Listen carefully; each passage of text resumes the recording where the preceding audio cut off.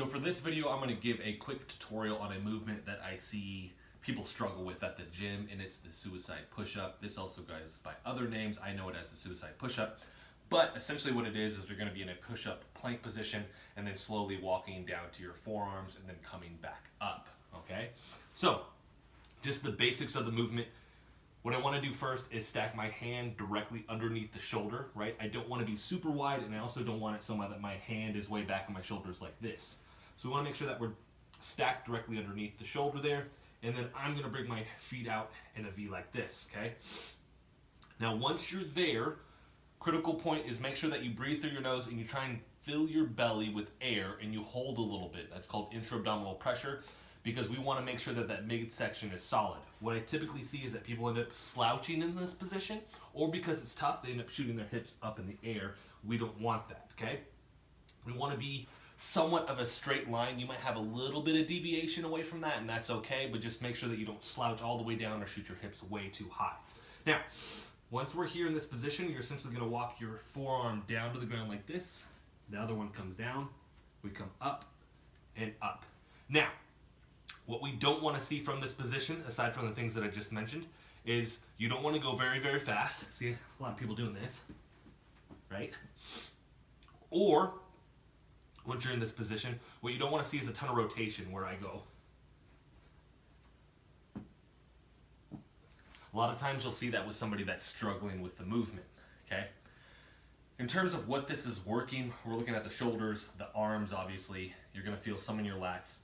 If you're breathing and holding that intra-abdominal pressure, you're going to feel your midsection, hips, glutes, quads. Primarily, you're just feeling the arms and the lats, but these other areas are very important because they give that movement some rigidness where we don't want to be too loose. That's where you're usually going to see the hips drop or a lot of rotation in that movement. Like I said, we don't want that. So make sure that there's control with this.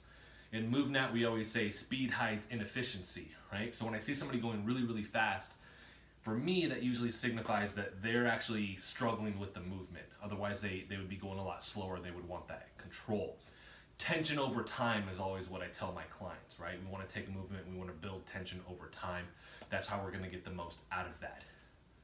This applying to more movements like this, obviously if you're powerlifting or something like that and you're dealing with explosive movements, it's different. But they even slow those down before they go to the full movement, right? Where we're adding speed to that. So, making sure that we're stacked, right? The V, right? In this position, nice and controlled. Make sure you don't kink your neck like this also. You usually have that chin somewhat tucked. That way everything's, for the most part, in a good general line. So once we're here, down, down, up, up, down, down, up, up. Always ending back at that starting position. If you have to do what I did right there, I recommend that. Kind of cueing you, all right, down, down, up, up, okay? Watch for the hip rotation. I usually want you to flex your glutes and your quads, right? So your butt and your top of your legs here a little bit to hold that, because if I'm super loose with that, that's where you're gonna get that drop in that position.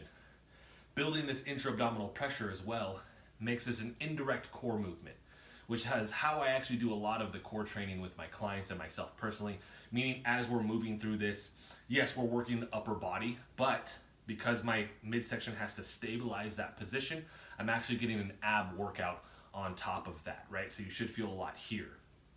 If you're not feeling that, usually it has to do with trying to build that intra-abdominal pressure in this midsection here, where we call it a diaphragmatic breath, right? Singers will know about this, but deep breath through the nose, feeling the pressure expand here in the stomach and not in the chest, all right? As far as reps, I usually go 5, 10, maybe 15 on one side, and then I'll lead with the other, right? So I actually I was leading with my right arm, right? And then I'll actually begin to lead with the other arm. More than 15 on one side and then the other, you really don't need. For most people, it really is a 5 to 10 on one side and then the other, if you're using that control. If you're going super fast, that's where you're gonna see people have these very, very high numbers and they're like, see how good I am at this? And then I say, whoa, whoa, whoa, let's slow that down. And the second I slow them down on it, they crumble. And that's where you're gonna see the kinks in the armor of the movement, right? That's where you're gonna see the breakdown of your form, okay? So you'll do one side and then you'll do the other with this If you're needing a scale with this as well, so I can't quite finish, you can always go down to your knees, right? Making sure that I still have the same thing, hands stacked directly underneath the shoulder, going down, down, up, up, okay? You might have a little bit more shifting just because the center point is my knees and they're not my feet, which were wider apart, okay? But you could always scale and modify that as well, okay?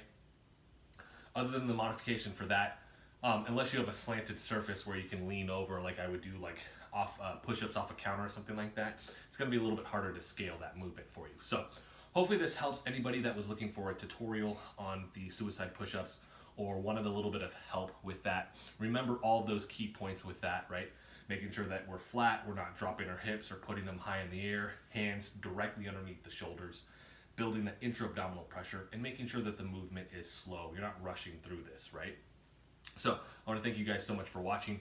If you like the video, hit the like button for me. If you want to continue to follow along with any of the other videos that I put out, whether that's MovNat, medical exercise, tutorial videos like this, home workouts, supplement reviews, hit the subscribe button for me. And thank you guys so much for watching.